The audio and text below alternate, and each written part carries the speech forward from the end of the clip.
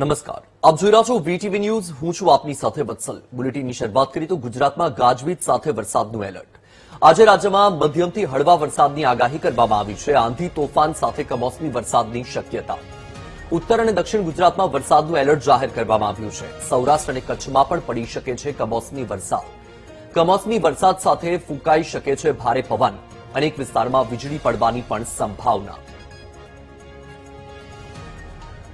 आज हम हल्का से मध्यम बरसात का पूर्वानुमान दे रहा है। इसके साथ आपका आंधी रहेगा, बिजली गिरने का भी संभावना रहेगा और तेज हवा की गति 30 से 40 किलोमीटर प्रति घंटा में रहेगा। इसमें जो डिस्ट्रिक्ट आज हम हल्का से मध्यम बरसात और बिजली गिरने का आंधी के साथ पूर्वानुमान दे रहे हैं, येलो वार्निंग के साथ उत्तर गुजरात में कुछ ही स्थान में जो डिस्ट्रिक्ट आ रहा है, बनासकांठा, पाटन, मेहसाना, उत्तर गुजरात के सारे डिस्ट्रिक्ट भी कवर हो रहा है और दक्षिण गुजरात की जो डिस्ट्रिक्ट है, इक्का दुक्का स्थानों में जो डिस्ट्रिक्ट में बारिश होगी, बड़ोदरा, छोटाउदेपुर, नर्मदा, भरूच, तापी और डांग।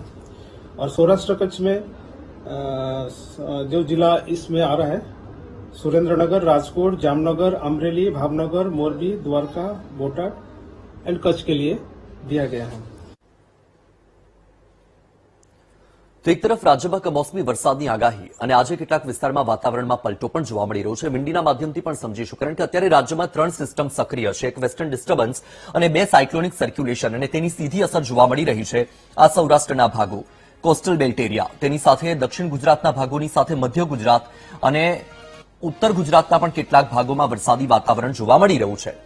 કચ્છમાં પણ વરસાદની આગાહી છે. તેની અસર સીધી અત્યારે તમે જોઈ શકો છો તો આ કચ્છના જે દરિયાઈ વિસ્તારો છે એ ભાગોમાં જોવા મળી રહી છે.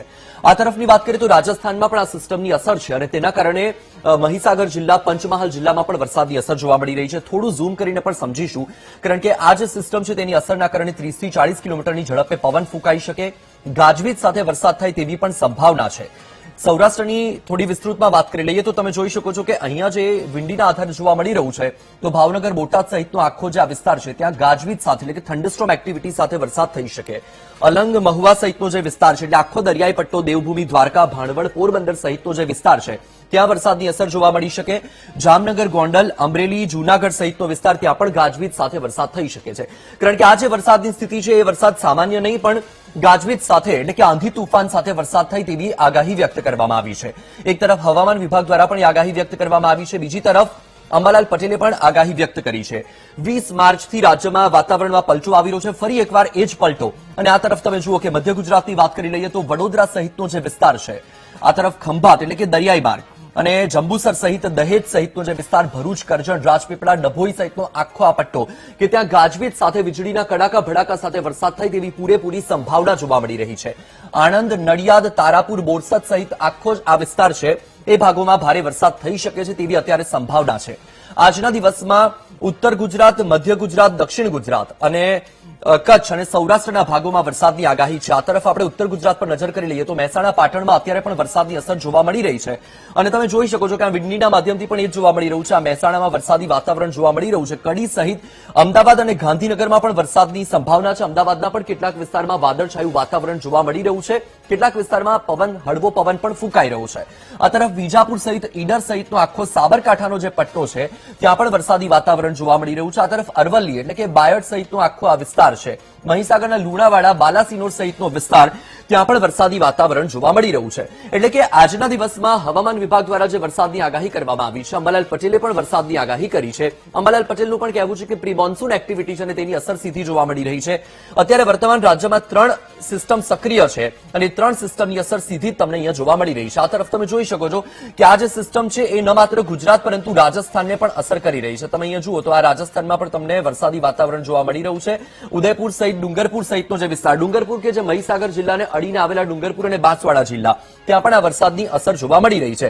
એટલે કે હજુ આ જે વરસાદ છે એ વરસાદ આજના દિવસમાં તમે જુઓ તો આ કચ્છના દરિયાઈ જે ભાગો છે, ગાંધીધામ, માંડવી, નલિયા સહિતનો પટ્ટો છે એ ભાગોમાં તમને વરસાદી વાતાવરણ જોવા મળી રહ્યું છે. આ તરફનો વિસ્તાર છે કે ત્યાં હળવું વાદળછાયું વાતાવરણ થઈ શકે છે. અત્યારે દક્ષિણ ગુજરાતમાં પણ વરસાદની આગાહી છે. તો તમે દક્ષિણ ગુજરાતમાં જોશો તો દક્ષિણ ગુજરાતમાં અત્યારના સમયમાં વર્તમાન સમયમાં તમને વાતાવરણ થોડું હળવું વાદળછાયું જોવા મળી શકે. આ તરફ તાપી ડાંગ સહિતનો જે વિસ્તાર છે એ વિસ્તારમાં તમે જુઓ તો ડાંગમાં પણ તમને આહવા સહિત વઘઈ સહિતનો જે વિસ્તાર છે ત્યાં વાદળછાયું વાતાવરણ જોવા મળી રહ્યું છે. વરસાદની અત્યારે કોઈ સિસ્ટમ ત્યાં હાલના તબક્કે વરસાદ પડી શકે એવો કોઈ અંદાજ અત્યારે વિંડીના આધારે જોવા મળી રહ્યો નથી. પણ આ તરફ મધ્ય ગુજરાત અને એમાં પણ ખાસ કરીને ભરૂચની ઉપરનો જે વિસ્તાર છે એટલે ભરૂચથી વડોદરા સહિત ખેડા નડિયાદ આણંદ સહિતનો જે વિસ્તાર છે એ વિસ્તારમાં વરસાદી વાતાવરણ જામી શકે છે. નર્મદા જિલ્લામાં પણ ભારે વરસાદ ગાજવીજ સાથે થઈ શકે છે કારણ કે આજના દિવસ માટે હળવોથી મધ્યમ વરસાદ અને જે વિસ્તારમાં વરસાદ પડે એ વિસ્તારમાં ગાજવીજ સાથે આંધી તોફાન સાથે વરસાદ પડે 30 થી 40 કિલોમીટરની ઝડપે પ્રતિ કલાકની ઝડપે પવન ફૂંકાય તેવી પણ શક્યતા વ્યક્ત કરવામાં આવી છે. એટલે આ જે તમે જોઈ રહ્યા છો આ જે સિસ્ટમ છે એ સિસ્ટમની અસર સીધી ગુજરાતને થવાની છે અને તેના કારણે જે ખેડૂતો છે એમની ચિંતામાં વધારો થવાનો છે કારણ કે આ છેલ્લા માર્ચની 20 તારીખથી આ વરસાદી સિસ્ટમ સક્રિય થઈ અને ત્યારબાદ લગભગ 2 વખત માવઠું થઈ ગયું. અત્યારે એક તરફ જે બાગાયતી પાક જે બાગાયતી ખેતી કરતા ખેડૂતો છે એ પણ ચિંતામાં મુકાયા છે કારણ કે આ જે વિસ્તાર તમે જોઈ શકો છો ખાસ કરીને દક્ષિણ ગુજરાતનો જે ભાગ છે તેની સાથે સાથે જૂનાગઢનો જે વિસ્તાર છે ગીર સહિતનો વિસ્તાર અને કચ્છના કેટલાક ભાગો કે જ્યાં આંબાની જે કેરીઓ છે તેની ખેતી કરતા હોય છે અને અત્યારનો જે આ સમય છે કે આમ્રમંજરી બાદ હવે જે નાની નાની કેરીઓ બેસતી હોય છે અને આ જે વરસાદ પડે છે તેના કારણે કેરીઓ ખરી જતી હોય છે એના કારણે ખેડૂતોને પણ મોટા પાયે નુકસાન વેઠવું પડે છે. એટલે કે અત્યારના તબક્કે ખેડૂતો પણ ચિંતામાં મુકાયા છે કારણ કે આ જે વરસાદી સિસ્ટમ છે એ વરસાદી સિસ્ટમ આજના દિવસમાં તો ગુજરાતના સૌરાષ્ટ્ર તેની સાથે કચ્છ અને તેની સાથે આજે મધ્ય ગુજરાત અને ઉત્તર ગુજરાત દક્ષિણ ગુજરાતના જે ભાગો છે એ ભાગોમાં અસર કરવાની છે.